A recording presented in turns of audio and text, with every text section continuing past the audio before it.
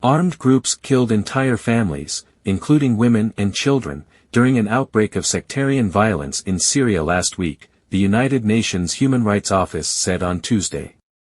The bloodshed in the coastal heartland of former ruler Bashar al-Assad saw more than 800 people killed in clashes between armed groups loyal to the toppled dictator and forces loyal to the new Syrian regime, according to a war monitor. Office of the UN High Commissioner for Human Rights, OHCR, spokesperson Thamin al-Khitan said the agency had documented at least 111 killings, though the number was believed to be far higher. Some survivors told us that many men were shot dead in front of their families, al-Khitan told a regular press briefing in Geneva, adding that many of the summary executions targeted members of the Alawite minority. Fighters storming their neighbor's home from their windows.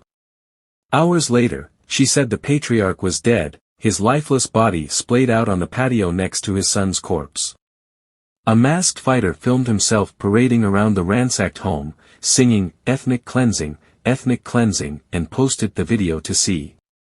Family members hiding in the upper floor told they heard the raid, including the executions, unfold. The killings at the Khalil's home, recounted through video and survivor testimonies, was one of many similar incidents that played out across Alawite communities in Syria's coastal region earlier this month.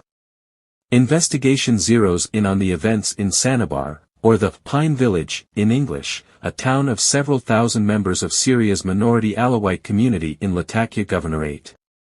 The attacks on the village, where swathes of farmland surround small clusters of buildings, reveal fresh details about the intensity of some of the sectarian violence that swept Syria's coast. Drawing on interviews with 7 survivors, satellite imagery and verified footage from the ground was able to shed light on the scale of the carnage in the town, where government-aligned forces subjected largely unarmed villagers to summary executions, looting, arson and sectarian slurs, and bodies were piled up in 2 mass graves.